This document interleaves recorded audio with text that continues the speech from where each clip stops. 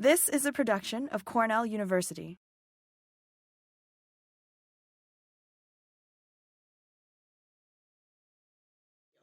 So again, very happy to be here today. I appreciate the opportunity to speak to this group. I have a deep love for the work that goes on at Cornell Agritech because the science that is done at Agritech has such an immediate and necessary impact on New York's food and farm community. So I really appreciate everything that you are doing. I hope you're enjoying your experiences at Agritech and that you take that with you wherever you go in your careers moving forward from here.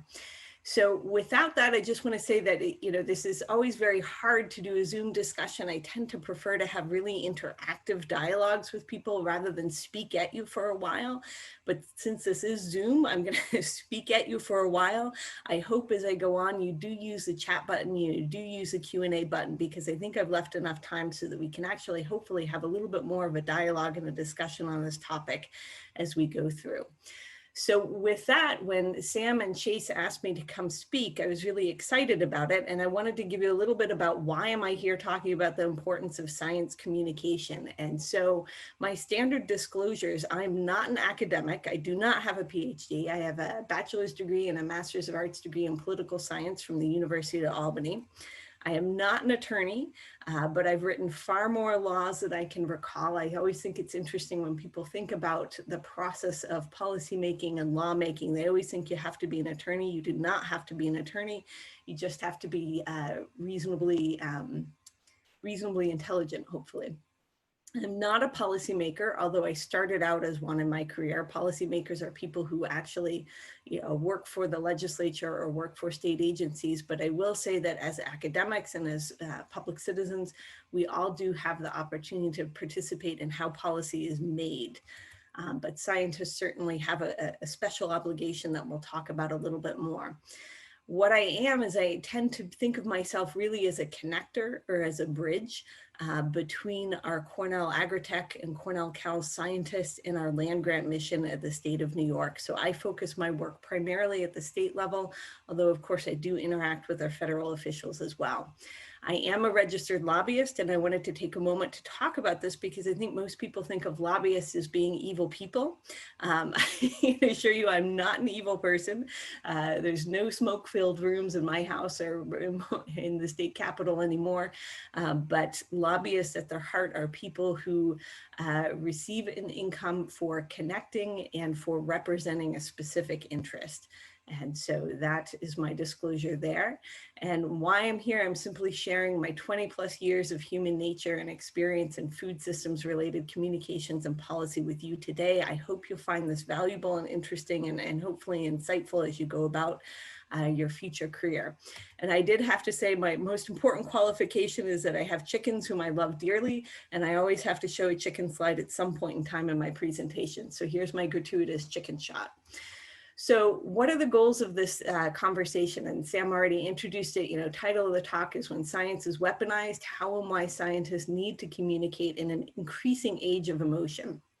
And so I'm going to give you a little bit of a primer, a very brief history on the formation of land grants and specifically the formation of Cornell. This is actually important and relevant, especially because right now you're working at a land grant, and no matter where you go in your career, which hopefully will be at a land grant somewhere, or you'll carry that mission forward in your career and your communications and where you go. I'm also going to give you a little bit on the science of science communication and why that's important for Cornell CALS and CCE and of course Agritech. I'm going to give you my own personal theory of utils. So we're going to have to go back and remember our economics undergrad courses for those of you who may have taken some of them, and I'll explain what that is and why that relates. And then I'm going to leave you with hopefully what are at least some effective strategies for communication or some tips on what I've learned throughout I'm not going to share exactly how many years, but throughout my 20 plus years. So first up, what does a land grant actually mean, right? In 1862, a senator by the name of Morrill actually created the Morrill Act of 1862, and land grants have really been used since time immemorial as primary mechanisms for the dominant government or the ruling class to encourage behavior changes for what's perceived as the greater good. Effectively recognizing that human beings are individuals and generally motivated to act in their own interest, Land grants or gifts of land and real estate can help do all sorts of wonderful things in the general public interest, as perceived, of course, at the time by the people in power. And so let's not lose sight of the historical problems created when land was appropriated from indigenous peoples in our country to do these land grants. Brief history, Roman soldiers actually were the first recipients of known gifts of land from the Roman Empire for pensions after their service. This is in part how the Roman Empire perpetuated itself for many years. The US, interestingly enough, first used this technique in the Revolutionary War, gave veterans grants of land, and also used land grants as a primary means of settling our country. So if you think back to your public policy and that famous iconic phrase, "Go west, young man," which was the basis for the Homestead Act, again, not without its own speculation, corruption, and some serious social consequences to Native American and indigenous groups in this country. But one of the primary goals at that time was to hold US territory and provide an outlet for the urban poor.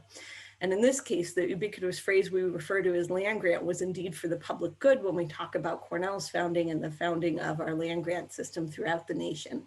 And so that is what gives us our land grant status. Cornell actually was gifted land in Wisconsin.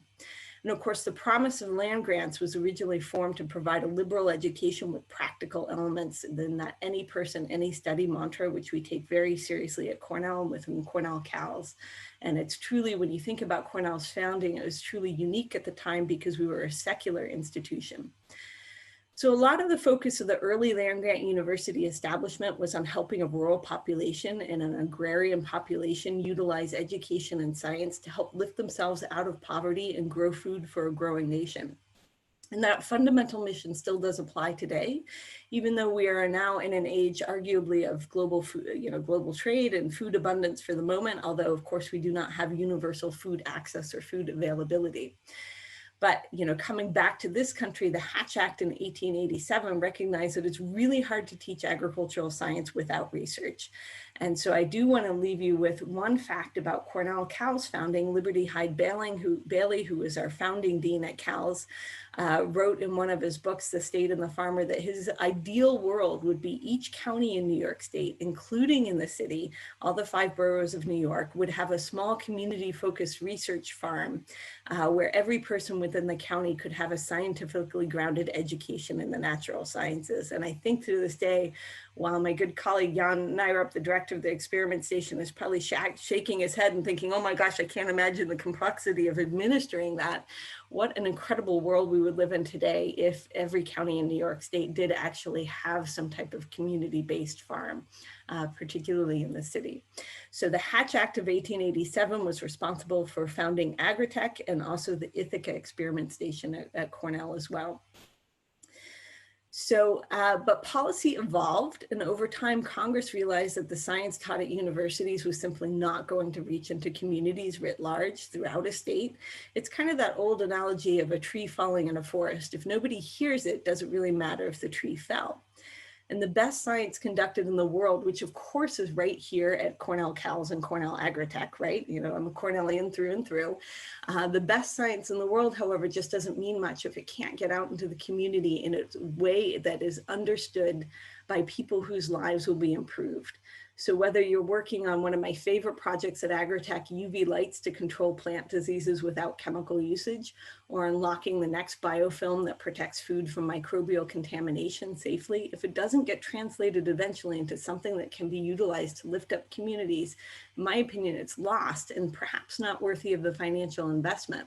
And so that is why we have the wonderful Cornell cooperative extension system that we have today. And of course, other states also have extension systems, founded in 1914. And it was the Smith-Lever Act, and even more relevant in today's times as a reputable source of science-based information from people that you can absolutely trust. And so what are Cornell CALS responsibilities to the land grant mission? If we think about it, the state of New York and the federal government makes a really significant investment, which of course we say is never enough, but a really significant investment in making sure that Cornell CALS exists.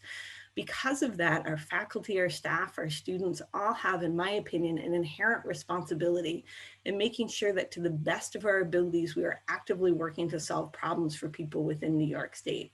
And a large part of that responsibility rests on our ability as scientists and as staff to neutrally communicate about very complex issues that are facing policymakers in New York State today.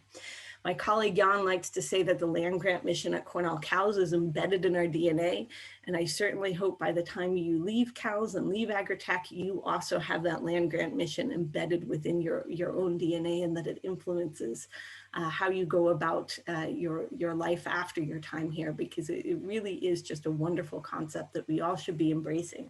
We do have, of course, statutory responsibilities. In my mind, the land grant is really service, community-based, responsible, and trusted science. And in New York State, we've been privileged to be the partner for New York State for over 150 years, which is truly amazing. So now that you had that brief primer, I wanted to get into the topic, which is when science is weaponized, right? And while I've long thought about how advocacy groups utilize science, sometimes correctly and sometimes incorrectly, to make the case for their specific policy agenda, and in full disclosure, I've done it myself at various points in my own career, prior career to coming to CALS. This past March, I saw something that I've never seen before. And as we all know, society is becoming increasingly more divided, and public dialogue, so central to democracy, seems to be turning more and more into either a virtual or online shouting match or an actual in-person shouting match. And so as I was walking to a meeting in the halls of the Legislative Office Building, which is a historic building in Albany. Albany is the state capital of New York State. It's where all the policy is made. It's where 150 legislators hang their hats, so to speak, and where their offices are for the most part, unless they have offices in the Capitol. But it was actually blocked from proceeding by a group of anti-vaxxers, so people against the vaccination of children and themselves, seeking to overturn the state's recently passed elimination of the religious exemption for vaccines because of a measles outbreak the year before. And you'll see some of the stories on anti-vax campaign and the measles outbreak we had in New York State and the country on the screen. But this group of protesters was physically blocking the exit of New York State Assemblyman Charles Levine, who's a gentleman from Long Island. They were crowding him really closely. They were shouting pretty abusively in his face. And I have to admit, this is the first time I've really seen somebody sort of threatening an actual legislator. And he was somebody who voted for mandatory vaccinations. And while I myself had to wait for the Capitol Police to come clear the halls so that we could proceed and I could get to my meeting, you know, the main protest chant really got to me because it was so patently false and yet so clearly, passionately believed. The shout that these guys were all shouting is the science is on our side. And that's really what they were shouting to this assembly member. And so what science were they thinking about when it comes to vaccinations? You know, did it even matter to them? You know, it sounded good to these very passionate people to claim that science was on their side without any real conception, most likely, of what that meant. And more we see activists and just normal people making claims about what science does or does not do for their particular case without any clear grounding in reality. And so this is a really disturbing trend for someone like myself as a political science who studied government for a long time. It's a disturbing trend for democracy, and more than likely, of course, for you representing the scientific community. And it really does speak to the need for actual real-life scientists to increase their communications, and most importantly, in ways that people can understand. So now I want to give you a little bit of a practical example of how science can be weaponized by the advocacy community, because I think it's important. I had this realization in March, but also at other points in my career, that when you claim the science is on your side, you tend to assume this automatic mantle of believability. But most advocacy groups, whether knowingly or unknowingly, pick and choose the science they use. So I'm going to give you two examples from the perspective of a food and farm perspective of one of the most controversial topics that I've seen in my career, which is the topic of genetically modified organisms.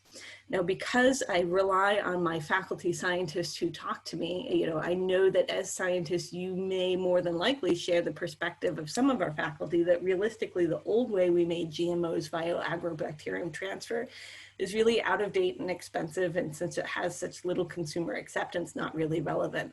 And so while the scientific community has largely moved on to gene editing or CRISPR-Cas9, which also sounds incredibly frightening to most consumers, we're still in the policy side, still kind of on the GMO debate.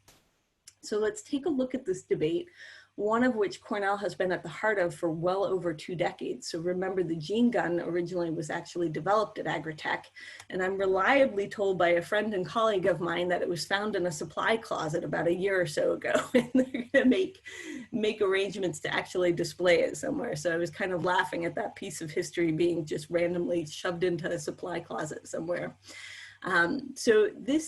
And I'll share with you the picture of all the people on the steps of the state capitol is one I shot about a year or so ago, which is people protesting the usage of GMOs and advocating for a labeling law in New York State. So at any rate, I wanted to show you how science is utilized in policy settings. So if you look at the slide, this is from the Organic Consumer Association, which is a group that has long lobbied against GMOs and lobbied against GMO labeling. They use the term frankenfoods. You know, their membership, interestingly enough, they get funding from philanthropic donors. They get funding from Whole Foods as well, which is kind of interesting. And from, of course, a variety of members who pay a membership fee to belong to their group and have them represent their perspectives.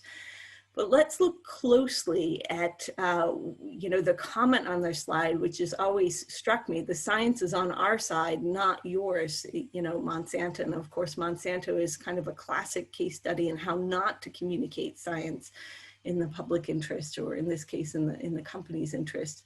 But what are they looking at when they cite their science? Because this is pretty interesting. You know, their main study, which you can see on their website, is the site for the World Health Organization review on declaring glyphosate was a risk for being a human carcinogen. But that really had absolutely nothing to do with the safety of GMOs as we consume it in our food. Really, the study itself, and you can go back and take a look at it, primarily focused on potential human health risks of glyphosate, focused on application models, i.e. farmers in their fields, farm employee exposures, and studies, of course, on lab rats. And so while this tactic that this advocacy group is using is definitely kind of utilizing science, this WHO study, the science actually isn't even really relevant to the position, which is GMO foods are not safe to eat. So it's kind of an interesting tactic that I wanted you to share. Now, of course, the other side of the debate, which is the American Farm Bureau Federation, and for full disclosure purposes, I spent 15 years of my career as the head of public policy and communications for New York Farm Bureau, which is the state's largest farm member organization. So I do, of course, love the group, but I always had to chuckle because AFBF always talks about using the catchphrase, "We believe in sound science." And even when I was proudly working for Farm Bureau, it always made me chuckle because of the implicit value judgment implied, right? Who decides when science is sound? So this particular science was deemed sound by AFBF, and AFBF is making the case on their side of the GMO debate that GMOs are safe to eat, which is a 2016 long-term literature review from the National Academies of Science. And it did in fact reaffirm that GMO crops are safe to eat. So there's certainly more relevancy of this science to AFBF's argument than in the OCA study. AFBF goes on to talk about how GMOs are beneficial to agriculture, human health, and the environment. But let's be clear that this is an overgeneralization of what the National Academies of Science review actually said, which is that yield benefits in certain crops are increased, certain insecticide usage decreases, while herbicide usage increases. But where AFBF really provided some nuances or took some serious liberties with the study, in my opinion, is the next paragraph in their press release where they talk about labeling. And so National Academies of Sciences did say that there's no public health need to label, but they also were very clear that they were not taking a position on labeling, and they indicated that there are human dimensions and social considerations that were beyond the scope of a scientific review of the technology itself. AFBF, however, takes this and extrapolates a comment by the National Academy of Science into labeling would be misleading and confusing to consumers, which of course supports the AFBF position. It's not kind of as egregious use of science by AFBF than the OCA, in my opinion, but it's still a way to utilize science to make your case in the public. And so I offer these two issues to you as an example of how science can be used in the public domain. And it's something to keep in mind in your career if you're publishing on a controversial topic. So why would OCA and AFBF, along with, of course, other groups since time immemorial, utilize science as a policy weapon to make their own particular points in a public debate? And the answer really comes from who people writ large trust. And this is great news for scientists and really speaks to the credibility of the scientific community, because by and large, more people in this country, despite all the current fuss over face coverings and masks and the media coverage of the great partisan divide over masks, do tend to trust scientists. So, and I'll share with you too, I didn't put citations on my slides, but I have them all at the end of my presentation. I should have started out with that. And so you can find the sources for everything that I'm sharing with you at the end of my presentation, which I'm sure we can email out to you if you're interested in looking this information up yourself and having it on hand and thinking about it a little bit more. So the Pew Survey and Research Group has a fairly long-running survey, and since 2016, trust in scientists has actually been increasing. So if you look at the graphs, in 2019, 86% of the population actually trusted a scientist to be telling them information in the best interest of the public. Now, as a political science, to me, the results on people's trust in elected officials at the bottom right-hand side of the graph is highly distressing. In 2019, only 35% of Americans trusted their politicians to be serving in the public interest. So that, of course, has a big influence on a democracy in America today is our lack of trust in institutions. But on the positive side, of course, it's great news for scientists, but it also increases the obligation on our community to make absolutely certain that we're communicating with integrity and without our own bias when we interact with the public. So I did promise you I was going to give you a little bit about the science of science communication. And this comes from a proceedings of the National Academy of Sciences in 2013. So remember, this is pre-pandemic information, but it's probably one of the best, most comprehensive pieces I've seen on this particular topic. And what caught my eye, of course, and this is why I'd encourage you to read it if you have a chance, it actually starts out with two Cornell scientists who are on opposite ends of the GMO spectrum. And this is an issue that I started my career out. And they're looking at science as an important medium of influence and policy debates as kind of the purpose of this paper, and to try to shed light on assumptions that we may have as scientists that influence how we communicate. So I'll just share with you, Cornell entomologist John Losey published a paper on GMO corn impacts on monarch butterfly larvae, which was widely and publicly panned by another Cornell entomologist, Tony Shelton. And while I believe John Losey has retired, I think Tony Shelton is, if he's not in Bangladesh, he's still very much active at Agritech. And so you may want to ask him if you see him around in the halls, if we see anybody around in the halls in this COVID area, but you may actually want to ask him about this particular experience as well. But it led to a really interesting and fascinating experience with New York State's legislature holding hearings about a legislation which would have banned all GMO planting in New York State for 5 years. And various Cornell scientists came out and talked about their perspectives on the science of John Losey's paper and GMOs in general. And as a Farm Bureau lobbyist at the time, I remember talking to the Dean of CALS and simply saying, could you please get the scientists at Cornell all on the same page and find some harmony? Because it is exceptionally confusing to the legislature when Cornell seems to be questioning itself in the halls of the legislature, right? So this article goes on to identify 3 challenges in science communication that are important for scientists starting their careers to know. And so I want to make sure you understand this as you think about how to communicate. The first is most people have no idea what a peer review process actually is, or how to construct a scientific hypothesis and the means to test it. That may be changing now that the popular media is covering peer review in relationship to fast emerging COVID-19 research, but it probably is still going to be accurate even next year to say that the biggest challenge scientists face is a lack of understanding about the scientific process. It's also worth noting that 1 in 3 Americans still firmly reject the concept of evolution, a percentage that is far higher than in any other westernized country. So we do have a lot of value judgments and beliefs that influence our willingness to understand science. The second is a clear deterioration of traditional media infrastructure and how people get their news, primarily because of profitability issues. If we all get our media for free on Twitter, that means none of us are actually paying journalists salaries to do a good job.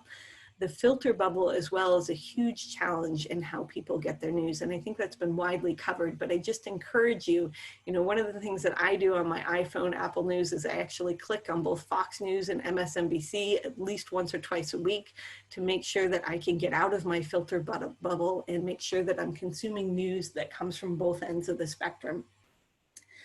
The third thing is that, science has really kind of moved beyond relatively simple technological breakthroughs like TV and whether Pluto is or is not a planet. Issues like CRISPR-Cas9, stem cell research, some nanotech applications fundamentally get at the heart of people's own value systems and are just highly confusing to non-specialists. Human nature is not impartial. We look at the world through our own value judgments, and the Pew study that I'm about to put up also shows you a somewhat overly simplistic view, but Republicans versus Democrats' view on how scientists and science is perceived in terms of making policy decisions. So this isn't whether they trust you, it's about whether or not they think that you have an influence on policy decisions that's for the better. And if you look at this, only 34% of Republicans view scientists as being able to make good policy decisions. 54% of Democrats do. So it's kind of something to keep in mind as you go about communicating. Lawyers and scientists are probably, and lobbyists, frankly, are probably the only people trained to be neutral arbiters. Everyone else tends to use their own biases when they're thinking about it.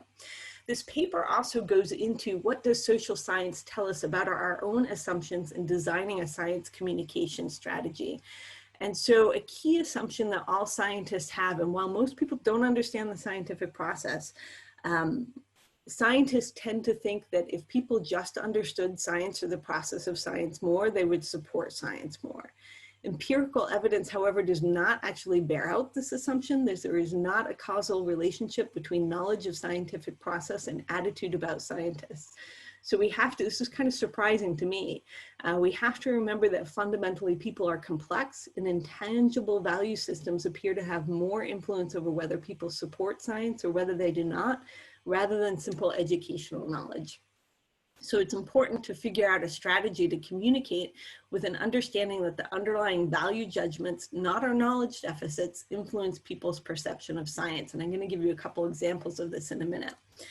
So I also wanted to say that, the second assumption is that most scientists have is that declining levels of trust in science leads to a lack of support. And while there's, this is my own variation, I'm not so sure that I actually agree with the conclusions of this article here. So I'll put that out for public disclosure.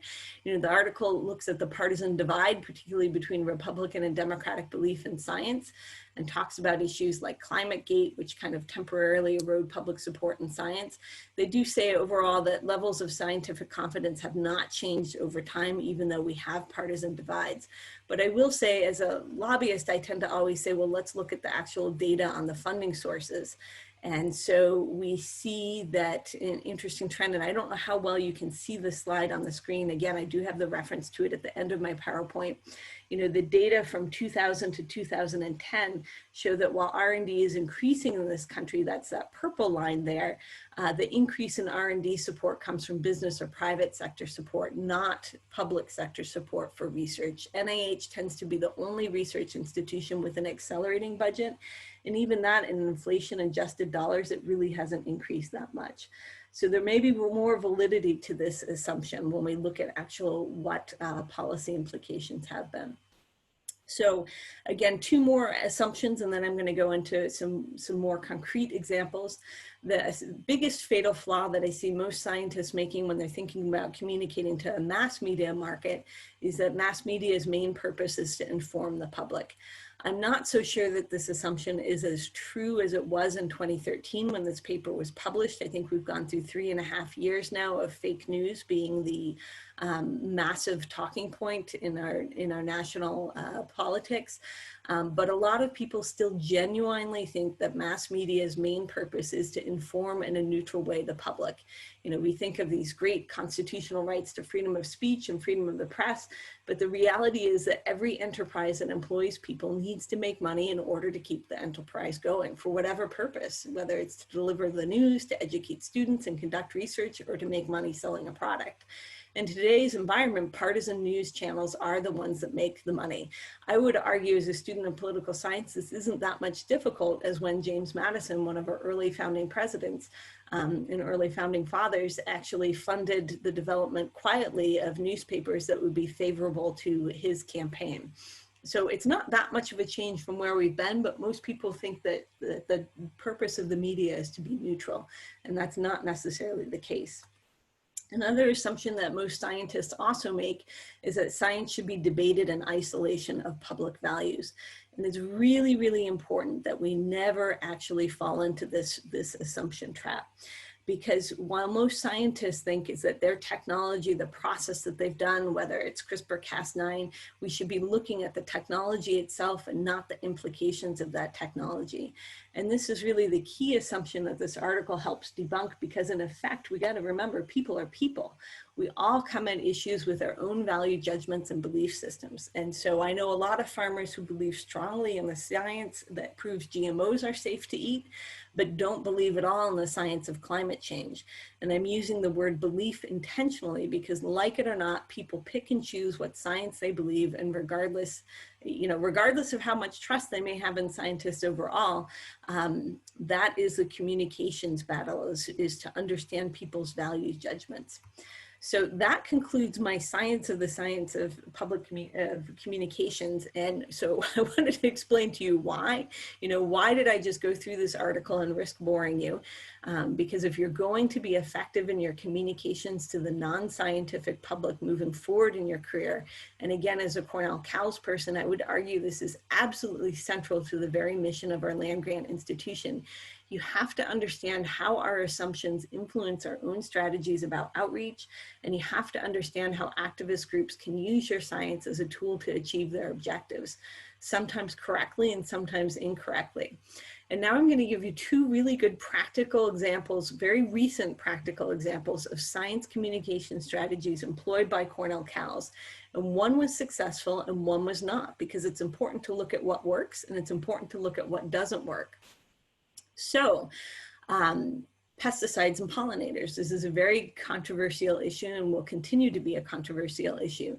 The background is lorsban, or chlorpyrifos, is increasingly a pesticide that environmental groups have targeted for deregistration because of its impact on pollinators.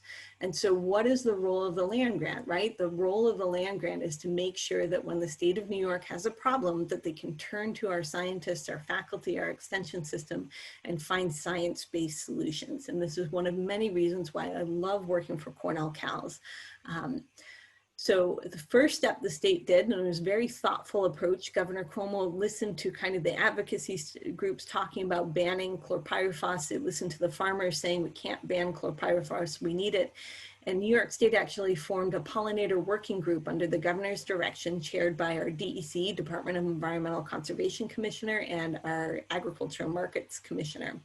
And this working group had representation from Cornell CALS and Agritech, Jennifer Grant, who runs our IPM program at the time. Now we have a new IPM director who will no doubt be appointed to this as well.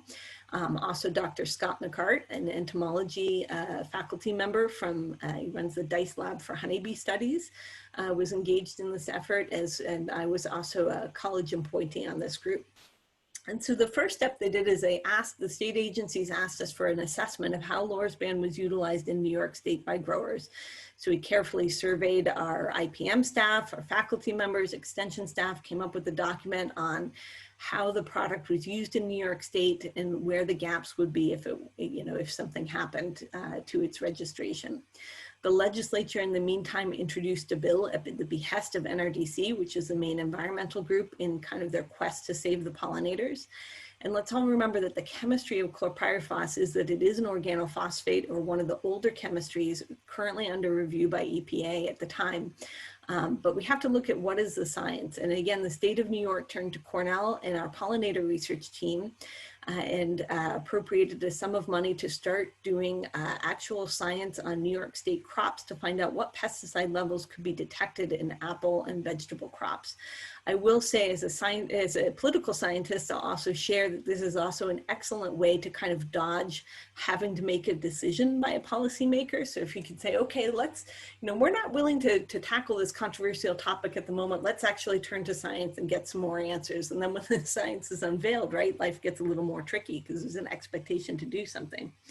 So Dr. Scott McCart and also Brian Danforth in entomology conducted research on chlorpyrifos and other chemicals utilized to assess the risk specifically in apple orchards to pollinators.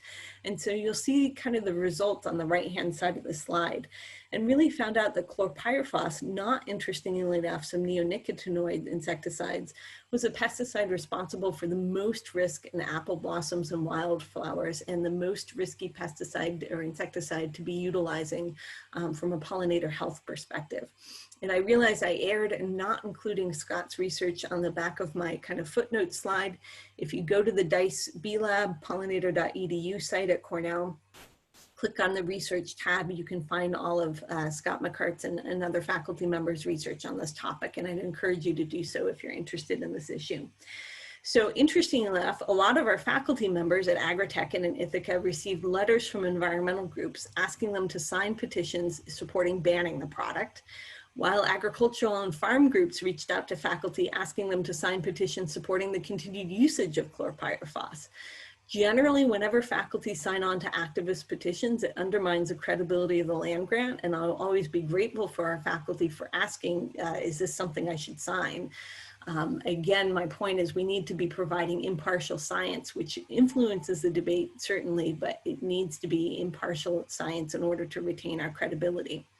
While we had Scott McCart's data, we also had knowledge from our IPM program and Dr. Peter Jensch, who's a Hudson Valley apple entomologist. And you see, I kind of clipped this from his website.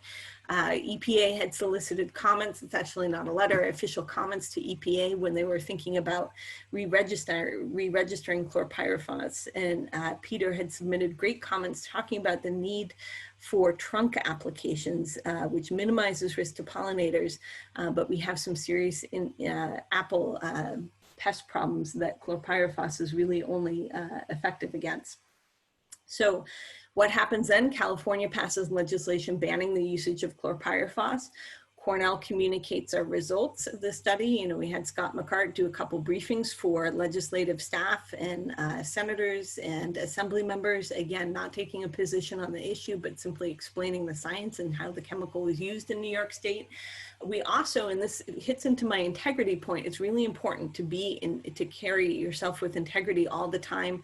Cornell was asked by Senator Kaminsky, the pesticide industry is coming in. Actually, he didn't even say that. He said, would you use this product against spotted lanternfly? And I went back, talked to our entomologist, found out, no, it's not particularly effective against leafhoppers. So Cornell would not recommend utilizing chlorpyrifos against spotted lanternfly, which is an invasive.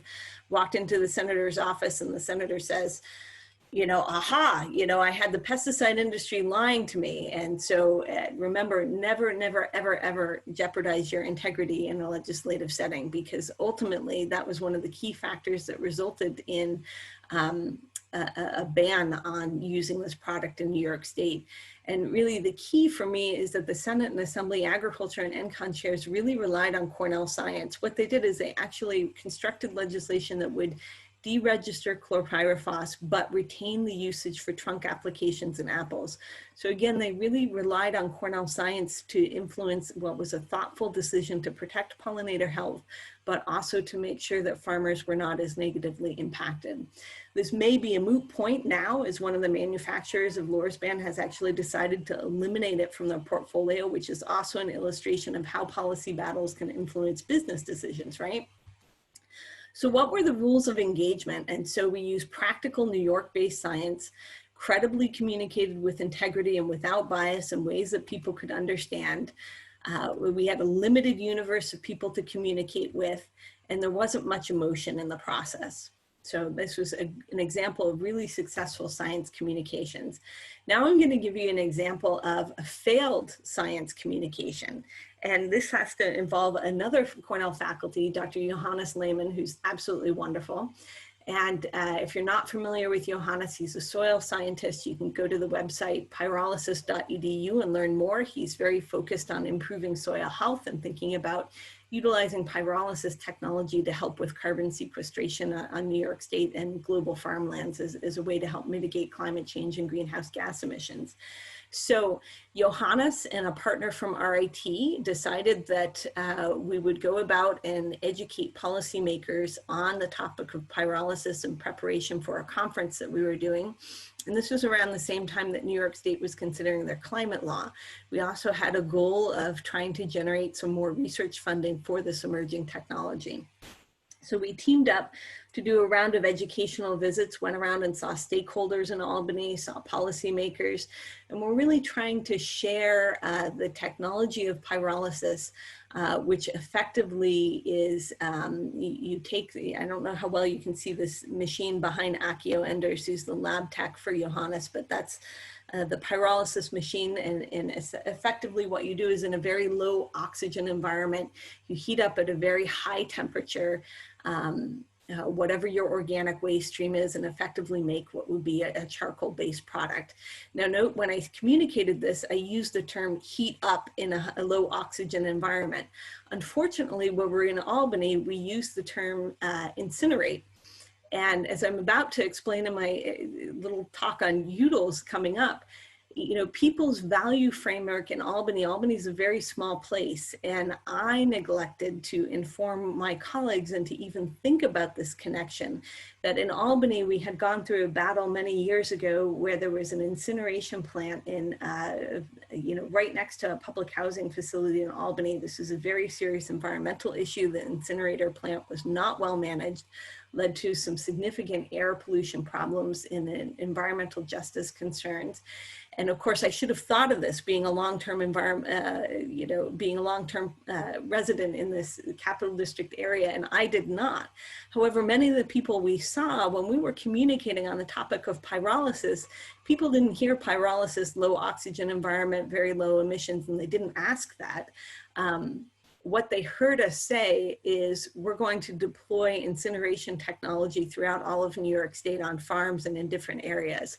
And so that led to some negative consequences in the climate change law, where policymakers developed a alternative minimum compliance framework, which would probably lead to some sort of payment structure for people being paid to employ technology to offset emissions. And they specifically exempted pyrolysis out and made that technology ineligible because they were concerned about the incineration issue. So this is an example of science communication, while well-intentioned, that was a failure because we failed to understand kind of this utils concept.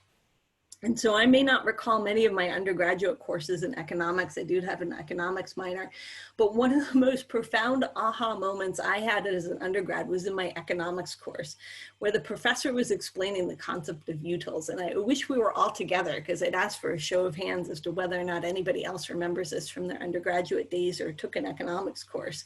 But it's effectively based on the philosophy of utilitarianism, and I included a reference on my note slide for you too. And going through many, many different perambulations over the years, effectively economists posit that utils can be used as a measure of satisfaction or happiness upon the acquisition of generally some type of object or action. Later economists came along and said that, well, it doesn't have to be an actual possession. You could derive a great value of utils from, say, your knowledge going up, or acquiring knowledge, or visiting a museum, going to a concert, or stopping an action in the case of incineration that you couldn't stop before, but you could stop prospectively from happening. So why am I talking about utils? You know, my husband and I actually joke around a lot when we're thinking about various vacations or various things we want to do. Well, would this give us enough utils? You know, it's a fun framework. But it's really kind of the fundamental theory that I've tended to use when looking at how to communicate with people, which is, after all, my job. And you do tend to have to be a student of human nature if you want to be in communications, and humans are at heart wonderful, amazing, cantankerous, and not always rational people. And in political science, we learn all about rational models of behavior in terms of predicting policy outcomes. And after working in the legislature myself and in lobbying for over 20 years, it's my own contention that people are not always, in fact, rarely ever rational when it comes to making decisions. We tend to act on emotion and on our perception of utils or the amount of satisfaction something will give us. So why, again, does this matter? Because when I give you the following practical tips that I've learned in my career, you need to know that the tips that I'm sharing are grounded in a belief that people don't make decisions based on rational knowledge. They make decisions and come to conclusions based upon their own individual or group values framework, which is largely about, in my opinion, whether or not they will obtain a significant amount of utils as defined by themselves to be motivated to learn or take the desired action you want. This may not necessarily be very scientific, but it is what I've learned, and I'm happy to share it with you. So my 3 simple rules for communication, I'll try to speed this up because I realize I do want to get to some questions. You know, the relevancy of your message is super important. You have to know your audience. And this is actually a picture of Dr. Matt Fry, who's one of our IPM community specialists, testifying about tick research and tick extension efforts before a legislative panel in Albany. And so most policymakers and media outlets have a limited capacity for listening. If your topic is not relevant to what they want to learn, they will not retain what it is that you're trying to communicate. So if your issue is not culturally or issue specific relevant, wait until you figure out how to make it relevant to who you're communicating to.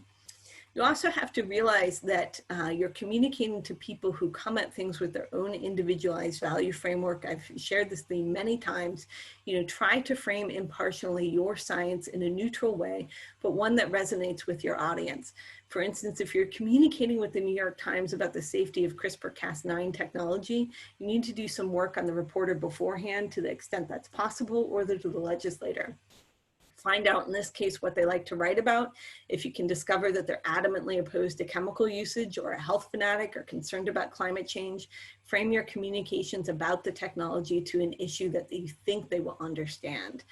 And so that's really, really important. And when you're communicating science and representing Cornell CALS or whatever institution you ultimately belong to, your responsibility is really as a scientist to leave your own value framework behind and really stick to conveying the science of what you've learned. Again, my 3rd point, and this is very key to me, my grandmother once said to me that the only thing you really leave behind in this world is your integrity. And while I know full well there are always temptations to cheat, to stretch the truth of whatever findings you may have, and or to perhaps to exaggerate the results to suit your own value framework, there is no joy ever in doing so, and karma will always come around at some point. So don't ever risk your personal credibility in scientific communications, as you can never ever get it back. I'm not going to go into this, but I did leave you with a reference to a Forbes article on a scientist, Dr. Kevin Folta, who has had some interesting challenges with the integrity issue. He, of course, is, you know, I should say the perception of the integrity. And so I'll leave that to you to read. Here's my do's and don'ts. So do speak clearly and concisely. Remember, journalists write articles at a middle school reading level, which is something that always frightens me a little bit. But similarly, whether you're speaking to the media, whether you're speaking to a legislator, you always have to do your best to speak clearly and concisely. And so a tip for this is to remember that pyrolysis example. As long as I've been in this business, this is something that, you know, I always struggle with, is remembering to speak clearly, concisely, and define your terms. Had we defined pyrolysis better, we might have had a different outcome. So do communicate with passion and enthusiasm. One of my favorite scientists to communicate with is Chris Smart. I'm sure you're all smiling, and hopefully you all know Chris. She's a wonderful, passionate advocate, and her authenticity always shines through. Do engage carefully, thoughtfully, and responsibly, but not as a lobbyist, activist, or advocate. Remember, you're a scientist. You know, wear that 86% of the public mantle proudly and earn that trust. Just as important are some don'ts. Don't ever fall into that arrogant Ivy Tower trap. You know, always remember that governors, farmers, media reporters, the public at large, politicians, including Cornellians, all put their pants on the same way every morning. So remember that when you're talking to constituencies.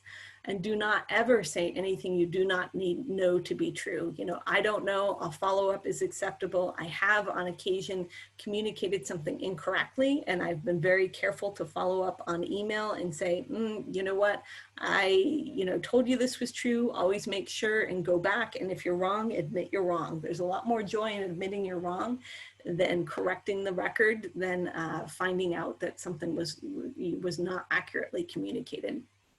And do not ever forget that people remember stories and or props. So if you relate your science to a story that evokes emotion without being prescriptive, either saving bees, helping a farmer be more sustainable, etc., that's really important. And one tip to share with you is bring a string, right? So this is my keyword for props are important. And I'll always, again, relate this back to Chris Smart, who finally was able to communicate gene editing and CRISPR-Cas9 technology to me as a complete non-scientist by bringing along a string and showing how you're just snipping a piece of the string out and knitting the whole string back together with gene editing. So of course, a lot more goes into it than that, but that was very helpful for me. Here's all my notes. So you can go and I'll make this available. You can look up any of the articles that I've talked about, again, except for Scott McCart's research, which you can find on the B Lab. And then what I'll do is just get out of this PowerPoint and stop sharing. And I'd love to take any questions you may have in the time we have. I'm sorry, that went a little bit longer than I thought.